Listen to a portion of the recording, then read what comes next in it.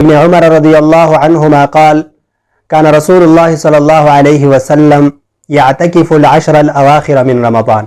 حضرت ابن عمر رضی اللہ عنہما سے روایت ہے کہ حضور صلی اللہ علیہ وسلم رمضان المبارک کے آخری عشرے میں اعتکاف کرتے تھے۔ رمضان المبارک کے آخری عشرے میں اعتکاف کرنا یہ حضور صلی اللہ علیہ وسلم کا معمول تھا۔ اعتکاف کی 3 قسمیں ہیں۔ پہلی قسم نفل اعتکاف، یعنی جب بھی آپ مسجد میں داخل ہو تو اعتکاف کی نیت کر لیں۔ اس کے لیے کوئی وقت مقرر نہیں ہے، آپ 1 منٹ کا اعتکاف بھی کر سکتے ہیں، 1 گھنٹے کا اعتکاف بھی کر سکتے ہیں، یعنی جب بھی آپ مسجد میں جائیں تو اعتکاف کی نیت کریں۔ اس کے لیے رمضان المبارک کا مہینہ ہونا بھی ضروری نہیں ہے، آپ کسی بھی وقت جب بھی مسجد جاتے ہیں تو اعتکاف کی نیت کرنا افضل ہے۔ یہ نفل اعتکاف ہے۔ دوسری قسم ہے واجب اعتکاف، یعنی اگر کسی نے نظر مانی کہ میرا فلاں کام ہو گیا تو میں اتنے دنوں کا اعتکاف کروں گا، تو یہ واجب اعتکاف ہے۔ اس اعتکاف میں روزہ رکھنا ضروری ہے اور جتنے دنوں کی کسی نے نظر مانی ہے اتنے دنوں کی اعتکاف کرنا ضروری ہے۔ تیسری قسم سنت مؤکدہ علی الکفایہ، رمضان المبارک کے آخری عشرے میں اعتکاف کرنا، یعنی محلے کے کچھ لوگوں نے اگر اعتکاف کیا تو سارے محلے والے گناہ سے بچ جائیں گے، اور اگر کسی نے بھی اعتکاف نہیں کیا تو سارے محلے والے گناہگار ہوں گے۔ تو اعتکاف کرنا یہ بہت بڑی فضیلت کی بات ہے، اور اعتکاف کا جو مقصد ہے وہ شب قدر کی تلاش ہے۔ حضور صلی اللہ علیہ وسلم نے فرمایا کہ تم شب قدر کو آخری عشرے میں تلاش کرو۔ تو اعتکاف کا جو اصل مقصد ہے وہ یہ ہے کہ یہ رات ہمیں مل جائے۔ اللہ تعالیٰ کا فرمان ہے لیلۃ القدر خیر من الف شہر، لیلۃ القدر یہ 1000 مہینوں کی عبادت سے افضل ہے، یعنی اگر کسی کو یہ 1 رات ملی تو گویا کہ اس نے 1000 مہینے عبادت میں گزار لیے۔ جو شخص اعتکاف میں بیٹھنے کا ارادہ رکھتا ہو تو وہ 20 رمضان کو سورج غروب ہونے سے پہلے مسجد میں جا کر اعتکاف کی نیت کر لے۔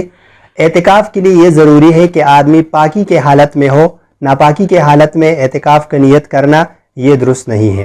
اور دوسری بات یہ ہے کہ اعتکاف میں وہ شخص بیٹھ سکتا ہے جو روزہ رکھنے پر قادر ہو۔ اگر کوئی شخص روزہ نہ رکھ سکتا ہو تو اس کے لیے اس سنت اعتکاف میں بیٹھنا یہ درست نہیں ہے، کیونکہ سنت اعتکاف کے لیے روزہ رکھنا یہ ضروری ہے۔ نابالغ بچہ جو سمجھدار ہو وہ بھی اعتکاف میں بیٹھ سکتا ہے۔ جب آدمی اعتکاف میں بیٹھ جائے تو پھر مسجد کے حدود سے نکلنا بغیر ضرورت کے جائز نہیں ہے۔ مسجد کے حدود آدمی کمیٹی والے سے پوچھے یا امام سے پوچھے یا جس کو مسجد کے بارے میں معلوم ہو کہ یہ مسجد کے حدود ہے، یہاں تک مسجد ہے، تو مسجد سے نکلنا پھر جائز نہیں ہوگا، سوائے اس ضرورت کے لیے جو انتہائی ضروری ہو، جس کے بغیر کوئی چارہ نہ ہو۔ مثال کے طور پر پیشاب کے لیے آپ جا سکتے ہیں، قضاء حاجت کے لیے جا سکتے ہیں، فرض غسل کے لیے جا سکتے ہیں، فرض وضو کے لیے جا سکتے ہیں۔ نفل غسل کے لیے یا نفل وضو کے لیے آپ مسجد سے باہر نہیں نکل سکتے۔ اس طریقے سے نماز جنازہ میں شرکت کے لیے آپ نہیں جا سکتے، کسی کی بیمار پرسی کے لیے نہیں جا سکتے، یعنی مسجد سے آپ بغیر ضرورت کے اگر نکلے تو اعتکاف ٹوٹ جائے گا۔ چند سوالات بھی لوگوں نے پوچھے ہیں، ان میں سے ایک سوال یہ ہے کہ مسجد میں جو آدمی اعتکاف میں بیٹھا ہو وہ نسوار یا سگریٹ کا عادی ہو تو کیا وہ شخص سحری اور افطاری کے وقت نسوار اور سگریٹ استعمال کر سکتا ہے؟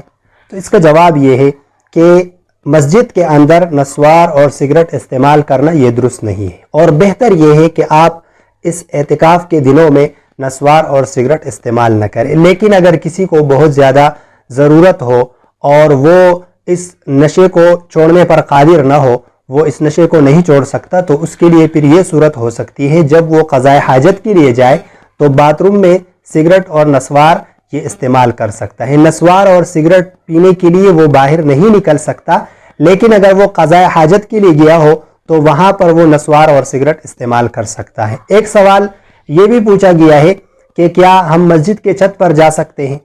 تو معتکف جہاں مسجد کے حدود ہے، مسجد کے حدود کے اندر جہاں وہ جانا چاہے وہ جا سکتا ہے، اور چھت پر بھی جا سکتا ہے، لیکن اس میں شرط یہ ہے کہ چھت کی جو سیڑھیاں ہو وہ باہر سے نہ ہو۔ اگر چھت کی سیڑھیاں مسجد کے باہر سے ہیں تو پھر آپ چھت پر نہیں جا سکتے۔ ایک سوال یہ بھی پوچھا گیا ہے کہ جو محراب ہے، ہم نے سنا ہے کہ وہ مسجد سے باہر ہے، کیا معتکف محراب میں جا سکتا ہے؟ یہ بات درست نہیں ہے، محراب بھی مسجد کا حصہ ہوتا ہے، معتکف محراب میں بھی جا سکتا ہے۔ اور خواتین کے اعتکاف کے بارے میں چند مسائل آپ سے عرض کروں گا کہ خواتین کا جو اعتکاف ہے وہ یہ ہے کہ وہ گھر میں اپنے لیے ایک جگہ مختص کر دے کہ ہم اس جگہ پر اعتکاف کریں گے، تو اس جگہ کو مختص کرنے کے بعد کوئی کمرہ ہو، کوئی جگہ ہو، وہ اعتکاف کے لیے مختص کر دے۔ اس کے بعد ان کے لیے بھی یہی احکام ہے کہ وہ بغیر ضرورت کے اس کمرے سے نہیں نکل سکتی وہ خاتون۔ اس کے لیے یہ ضروری ہے کہ وہ حیض سے پاک ہو، ماہواری سے پاک ہو۔ جس عورت کو ماہواری ہو تو وہ اعتکاف میں نہیں بیٹھ سکتی، یا وہ عورت جو کسی اور وجہ سے روزہ رکھنے پر قادر نہ ہو تو وہ عورت بھی اعتکاف میں نہیں بیٹھ سکتی۔ جو عورت اعتکاف میں بیٹھنا چاہتی ہو اس کے لیے یہ بھی ضروری ہے کہ وہ اپنے شوہر سے اجازت لے لے۔ شوہر کی اجازت کے بغیر عورت اعتکاف میں نہیں بیٹھ سکتی۔ اگر اس کا شوہر ہے تو وہ اس سے اجازت لے لے، کیونکہ اعتکاف کے دنوں میں میاں بیوی کا آپس میں ملنا یہ جائز نہیں ہے۔ تو جو عورت اعتکاف میں بیٹھنا چاہتی ہو اس کے لیے یہ ضروری ہے کہ وہ اپنے شوہر سے اجازت لے لے۔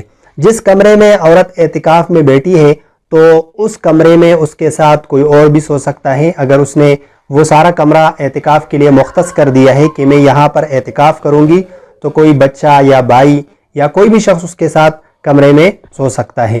اور وہ عورت قضاء حاجت کے لیے کسی بھی وقت اگر واش روم وغیرہ وہ کمرے سے باہر ہے تو کسی بھی وقت جا سکتی ہے۔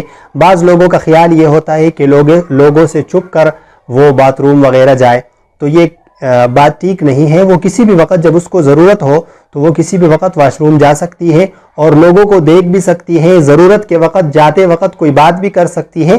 اس طریقے سے جو خاتون اعتکاف میں بیٹھی ہو تو اعتکاف کے جگہ کے اندر وہ سبزی وغیرہ بھی کاٹ سکتی ہے۔ اس جگہ سے نکل تو نہیں سکتی، لیکن اگر اس جگہ کے اندر وہ گھر والوں کے ساتھ کوئی ہاتھ بٹانا چاہے تو وہ اس جگہ میں بیٹھ کر وہ سبزی وغیرہ بھی کاٹ سکتی ہے، اس میں کوئی حرج نہیں۔